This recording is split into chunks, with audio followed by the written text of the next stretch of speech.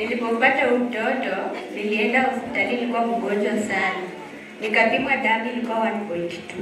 1.2. Ilikuwa chini kabisa. Hadi ilikuwa inafika kwa moyo. Nilipokuja hapa nikakutumia damu ya Yesu, nikakuwa tu sawa. Hiyo ndio ilikuwa imenilinda. Ulipotumia damu ya Yesu, ulienda ukapona. Damu yako ilikuwa iko chini, ikaongezeka damu. Sikuenda kupima, sikupima kabisa damu. Lakini moyo ilisimama kudunda. Moyo ilikuwa inagonga. Sasa iliacha. Sasa hata madaktari walikuwa wameshindwa wakitoa mtoto pia mimi nitakufa. Hakuna vile wangetoa mtoto. Sasa akasema tu mimi ni dangerous mother, but hakuna vile amenisaidia.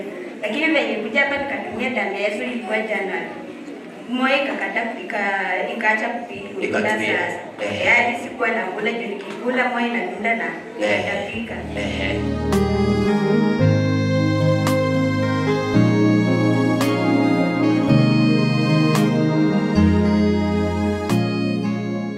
Damu ya Yesu, damu ya Yesu, damu ya Yesu.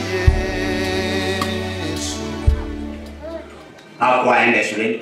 Hakuwa anaenda shule, alikuwa anajificha. After all communion, mtoto anaenda shuleni. Sasa hivi yuko shuleni vile tunavyoongea. Yuko shuleni. Mpe Yesu sadaka nzuri. Ya pili baba, karibu. Tumesumbuliwanga juu ya shamba kutoka 205. Mungu ametenda maajabu. Ile siku ilikuja ya kwanza Holy Communion na damu ya Yesu. Tumepewa shamba baba. Yaani hiyo kesi imekuwa ya miaka ngapi hiyo? Kutoka 205. Shamba tumepewa miaka 20. Please, but the plan to come. Njoo. Toka hapo ulipo. Make sure haujakosa. Fika mapema, funguliwa mapema.